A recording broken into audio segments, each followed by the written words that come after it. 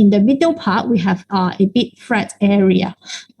And on the contour map, you can see there will be a high area surrounding, and the center part here, that will be wide space. And we call this one a basin. So I guess last year, when you learned the concept related to relief in China, so you know that Sichuan, that will be one of the places you can see is a basin. And then the next relief features. So here you can see the hilltop. We've got two hilltops, and in the middle part of this hilltop, you can see a lower area.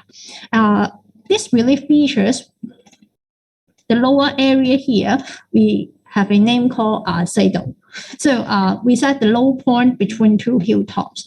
So basically, one of typical example in Hong Kong, I don't know whether any one of you live in Ma On Shan. So you can see we did have the two hilltops, and then in the middle part here, that would be at the lower point, and we call this one a saddle. Yeah, so I guess in Chinese, I guess you know why it's called Ma On Shan, because it look like it seems look like the Ma On, okay, like this. So that's what we call the saddle. The next one, so that will be referred to a series of hilltops. So I don't know whether you know the place in Hong Kong. We have a lot of hilltops joined together. So this one we call a ridge. We call a series of hilltop or a series of hill. So any one of you have the idea where you can find a series of hilltop in Hong Kong? Is there like this mountain? I think it's called Long Jie. I've been there before, and there are like a lot of bridges. Long Jie is one of the example. Yeah, another maybe another typical example that will be Pashineng. So some fans is actually. Oh no, not actually. That will be okay. Fans. So Pashineng, that will be one of it. So in China, Basin, that will be just like gold, okay? That will be on the hilltop. So we call this one a kind of ridge as well.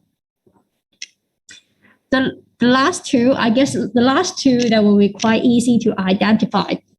If you just look at this picture, I guess most of you know what is it. This is a cliff. So, but on the contour map, so how can I know that there is a cliff? So you can see the contour line here that will be closely spaced. So basically, here you still find a steep slope here, but for some of the cases, you will find it's almost a vertical slope. So how does this type of cliff present in the contour map? Then you will find that basically the contour line may be overlapping with each other like this. So if here is 0, okay, just maybe 50, 100, and then maybe we have some overlapping, then you basically it's just like a vertical cliff. So since you will find the contour lines for a cliff that will be closely spaced, and that's why it's difficult for the editor to use an arrow to present the idea. So usually it's used an eye, just like this, to present, okay, there is a cliff. Then there will be one of the special situation for a cliff. And then the last one that will be the shoulder. So if you just look at the name shoulder, just like your own shoulder, you can see there will be the flat area between the hill on the slope or between a hill. So when you look at the contour map, you can see here we have a wide space between 200 and 150. So we have a wide area here, and this one is called a shoulder. So somehow you can touch your own shoulder. So basically your neck, that will be the stiff slope, a bit stiff slope, and then go to your shoulder, and then your hand, your arm, that will be another stiff slope like this. So that will be somehow you can just touch your shoulder, and you will know what is the meaning of this relief feature. So basically, this will be the 11, should be 12. Okay, 12 different relief features. You may I may ask you in your test exam. By the way, after term break, it should be 10th of November. It's going to have the first uniform test of geography, and the coverage that will be starting from the beginning up to your textbook page 25. One of the case, page 20 and 21, I won't ask exactly the same case. So you are not required to study page 20 and 21. But for other stuff, we mentioned during the lesson, then it's going to be examined in the first uniform test. And the second uniform test, hopefully, that will be the coverage for the math reading skills we learned so far. I guess it's starting from page 28 up to page 40 something. So see the progress of other classes, because I don't know, some of the classes I miss a lot of lessons. So, but basically for uniform test 2, that will be the coverage for landslide and the math reading skills. So did prepare well. You can do your revision during your time break. By the way, up till now, I can't see class number 31. So any one of you have his contact? So may someone contact him to see whether he is going to join us, class number 31. Okay. So the next part, original planning, I would like to look at that will be related to cross-section. So here, I just give you a brief idea, and then later on, because it's difficult for me to check your progress at home, and that's why I just play the video and teach you how to do the task. But could you please, right now you have to prepare a small piece of paper, just like this one. And then later on, you have to draw the cross section. So to start with, I would like to play a short video first. That is how to draw a cross section.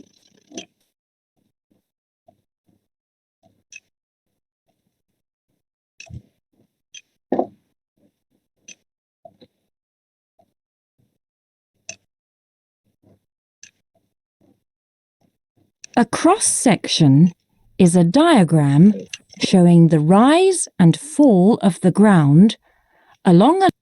How can we draw a cross-section from a contour map? A cross-section is a diagram showing the rise and fall of the ground along a line between two places. It is drawn from a contour map. Let's draw a cross-section of AB according to this contour map. First, we draw a line along AB. Place a strip of paper along AB. Mark the points A and B on the strip. Then mark the contour lines cut by the line AB. Remember to mark the height value of each contour line as well. Draw a frame for the cross-section. The width of the frame should be equal to the length AB. Determine the vertical scale. Here we use 1 centimetre to 200 metres. Put the strip of paper at the bottom of the frame. Mark the height of land on the frame. Join the points with a smooth curve.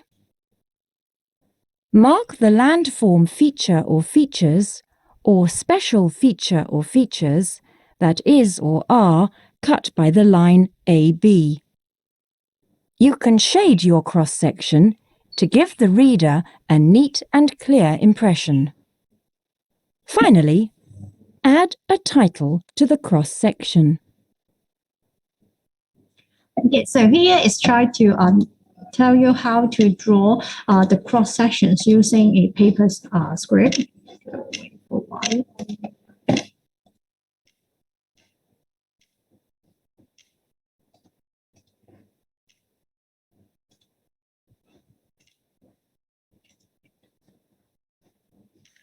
Okay, so basically, I would like you, my planning is ask you to draw on your own one. So I guess right now I don't give you the time to draw, but you can have the idea how to draw the cross section. First, of course, you have to prepare a paper script.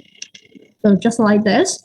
And then you have to put under the line here. So basically, you can see where I have to draw from. That will be starting from the red point here, that will be point S, and the ending point here, that will be point T.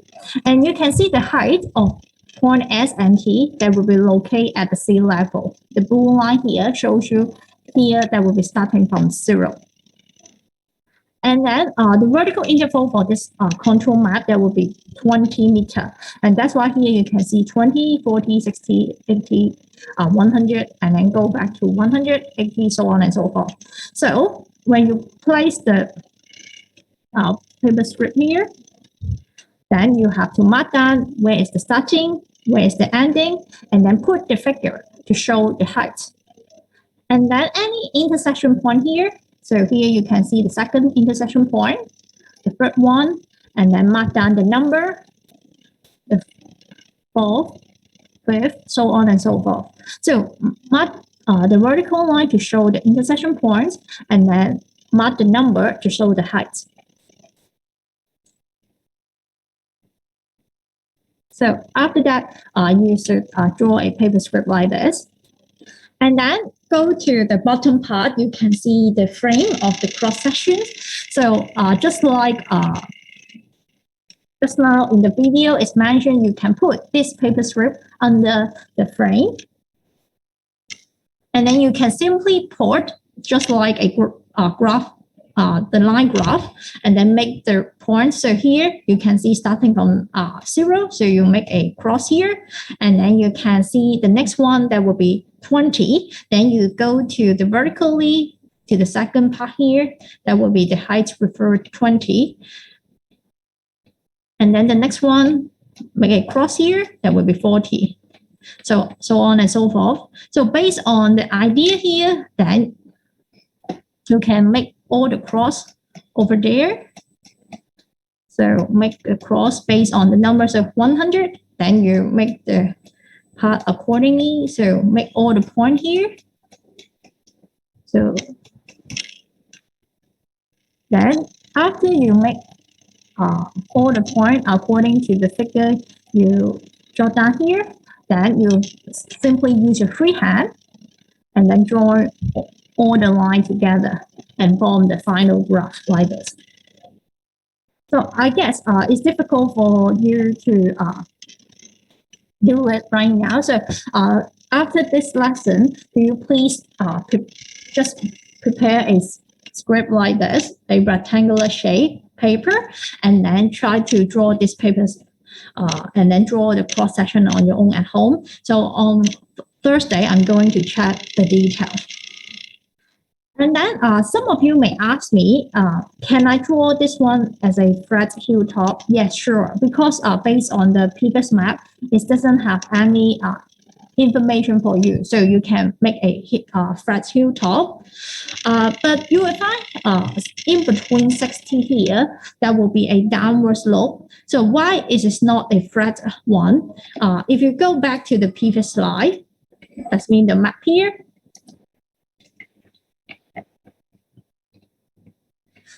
You can see the one I highlight here. So basically, you can see this line that will be passing through 40 and 60. That's why you know that this will be a little bit lower than 60, but higher than 40. So basically, you can make a downward slope there to show the changes here. Because if it's really the flat slope, I guess the correct drawing for the contour line should be like this. Okay. The reasons why is it doesn't make the contour line overlapping to the red area. That means it's want to show you somehow here with a downward slope. So this will be the information I want to show you. And then the second reminder. So here, just now I told you it can be a round hilltop or a flat hilltop. If I put a trigonometric station or sports height here to show you the exact height, for example, okay, 115. Then when you draw your paper script here, then you have to mark it down as well. So here that will be, we did have one more point to show here is 115. And then when you go back to draw the cross section here, then you will find the highest point for this map. It should be here. Okay, I just somehow here it should be the highest point here. It should be 115, not in between 100 and 120, but you should exactly the same height as mentioned in the map. So that will be depends on whether I give you the information. If you don't find any special information at the hilltop, then you can tell me this is a round hilltop. Just any round hilltop in between 100 and 120, that will be still fine because I don't have enough data for you. But if I give you the exact height, for example, just now I have told you it's 115, then you must draw exactly the height here. So this will be some more information when you draw the cross sections. Of course, after you finish the cross sections, you have to write down the title as well to remind yourself. So the cross section along ST, or just simply tell me the cross section of ST. That will be the to show this is a cross sections in which area. So I guess here I will. It's better for me to explain or do some practice when we have face-to-face lessons. So after you finish this exercise after the lesson, then remember bring the slip so I can check which area you make the mistakes. Teacher Anna. Yes. We need to find another graph to do this. No, I will provide you the graph paper. Is it a homework? No. You just simply look at your textbook page 33. You have the graph paper and the map as well. You just simply draw at the bottom of the graph paper you have on the textbook page 33. Okay. Yeah. No need to draw the new one. Just draw exactly the same as the frame provided in your textbook. Okay, so I'm going to check when you have the face-to-face lesson on Thursday. Okay. So because we don't have the checking right now, so let's just have more map reading skills. So another one I just want to remind you relate to the map scale. So if you learn, if you still remember in grade 7, you have learned the scale like this. Do you remember the name of this type of scale? This one. Do you remember? What about class number 15? Yeah, very good. Some of you already know the answer. This one, that will be linear scale. Thanks a lot. So you will find this one, in fact, is tell you 1 cm on the map represents 6 km in the actual distance. We call it linear scale. But of course, apart from linear scale, we did have different type of scale.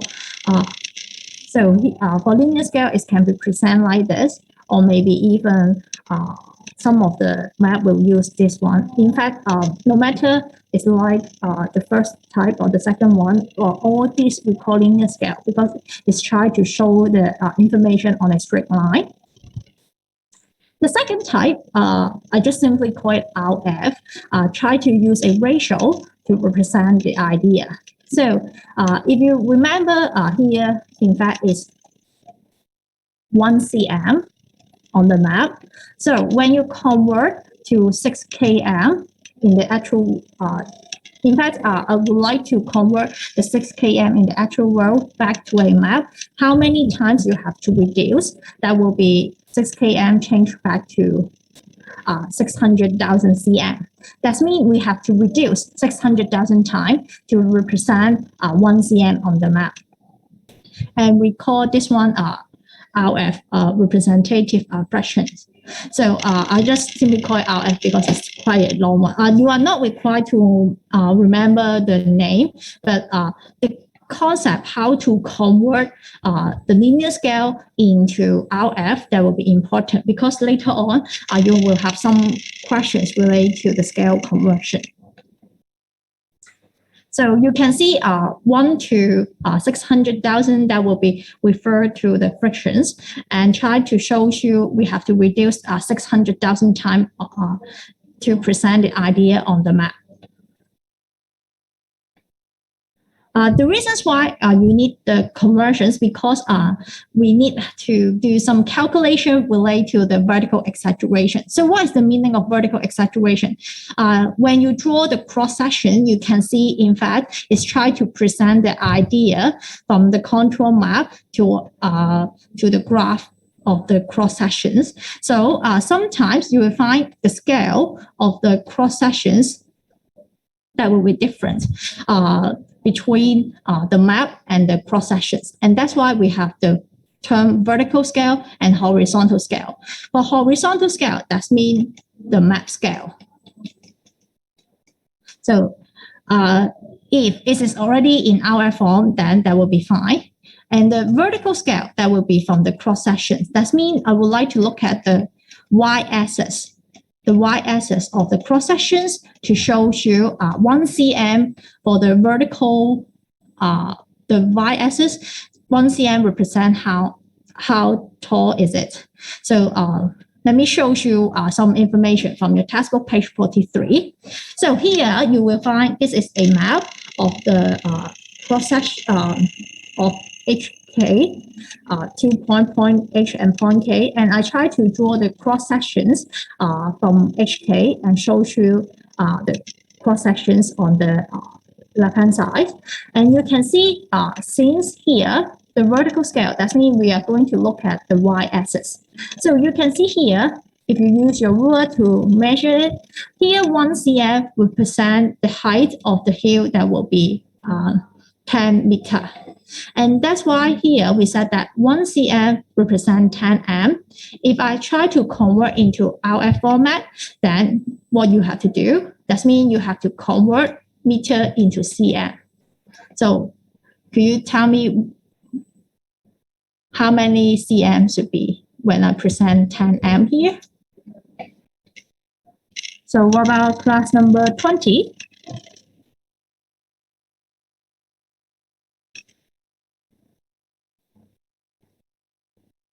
So class number 20.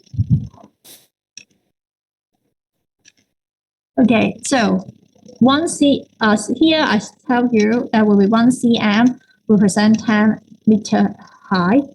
So if I want to convert into cm, 10 m convert to cm, that means how many cm we have?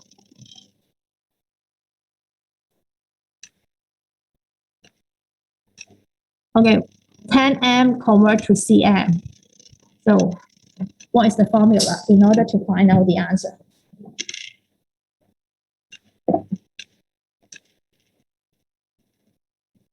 Divided by 1. Okay, so in order to convert 10 meter into cm, so you have to time. What about 1 meter? That's mean, okay, thanks a lot. So it should be 1,000 because you will find in order to convert meter into cm, we need to times 100. So you can see here the vertical scale that will be 1 to 1,000. And then just now I've mentioned vertical scale that will be come from your cross sections. Oh, okay. That will come from the cross sections here. And then for the horizontal, that will be come from the map. So that means we look at this information. So since the map scale here is already present in our F format, then you can simply copy 1 to 4,000. That will be enough. Then you can present the idea here. Put it at the top, there will 1 to 1,000. And then at the bottom, there will 1 to 4,000. So can you do the simplification in order to find it out? So you will find that, in fact, this is a fraction, so you can simply present the idea like this.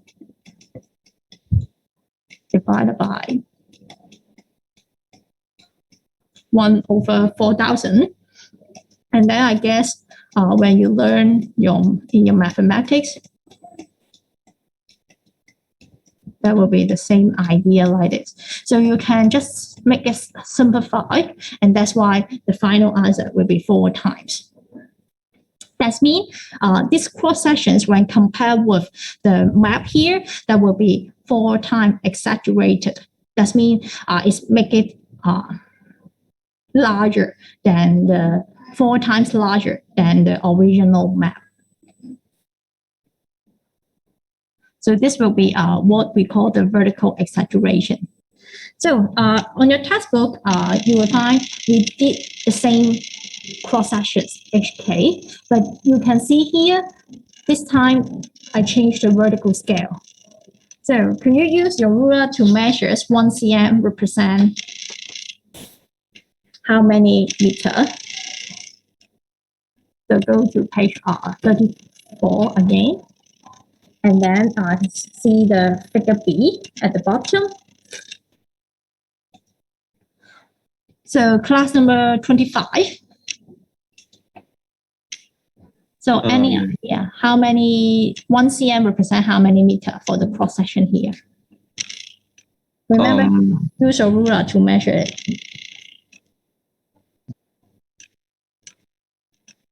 So the height here, 1 cm represent .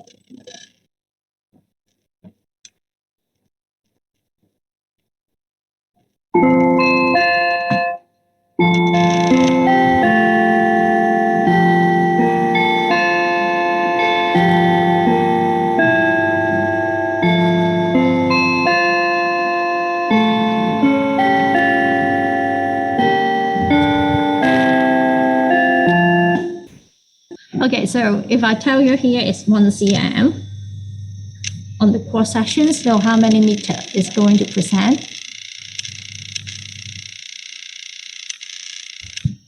Class number 25. Yes. Wait. Is it 40 meter or? Okay, 1 cm represent 40 meter. Can you turn into our format? 1 to. Can you speak clearly? I can't hear clearly. I'm a bit lagging here. Sorry. Okay. So if I want you to convert 1 cm to 40 meter into our format, the representative fractions.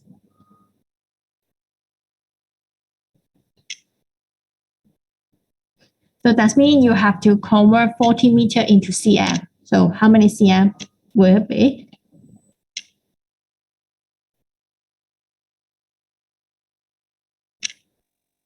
Is it 1 to 4,000 in the scale down? Yes, correct.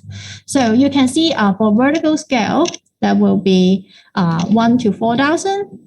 And then for the horizontal scale, the same case is 1 to 4,000.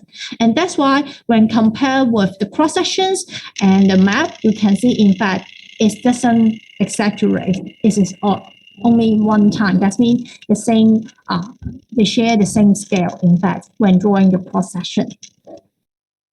Okay, so this will be for figure B. And for figure C, what about figure C? What is the vertical scale for figure C? That will be this one, figure C. So what about class number 30? Class number 30. So what is the vertical scale for these cross sections?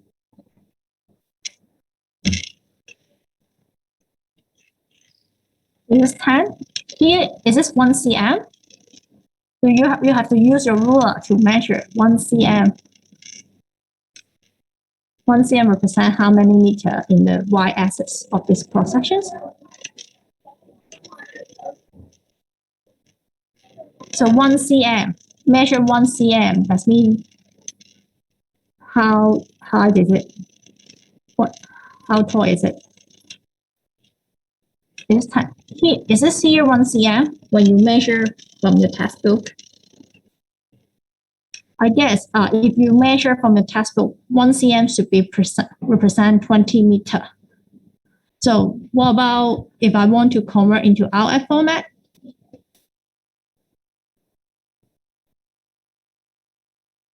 So 1 to how many thousand?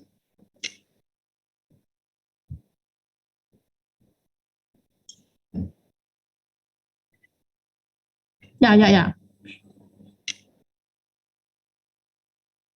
So 1 cm represent how many cm?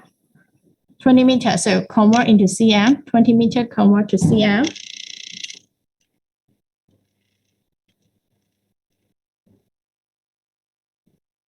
So 20 meter, I want to convert in terms of cm.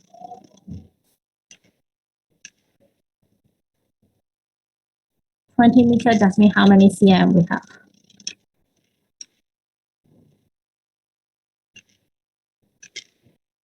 So you'll find that 1 meter, that means 100 cm. So right now we have 20 meter. That means how many cm we have?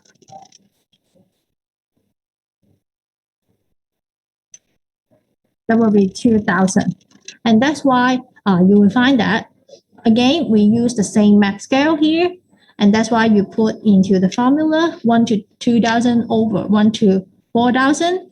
And that's why when compared with the cross sections and the map, that will be two times larger than the actual map. Okay. So hopefully here you have some idea how to do the calculation. So first, remember when we want to find out the vertical scale, then you have to look at the y-axis. 1 cm represent how many meter high. And then second one, when we're talking about the horizontal scale, then you have to look at your map scale. So for further details, I guess it's better for me to explain during the face-to-face lesson. Okay, any questions so far? If you don't have questions, so remember you have to finish your textbook page 33, the cross sections, and then I will check on Thursday. Okay, so see you then. Bye-bye.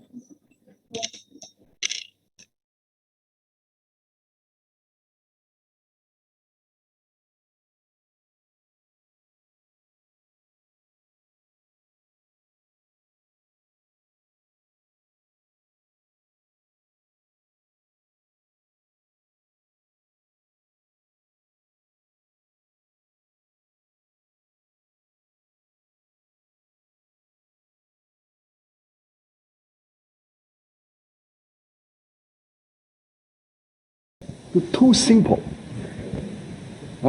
Sometimes naive. Too simple. Sometimes naive.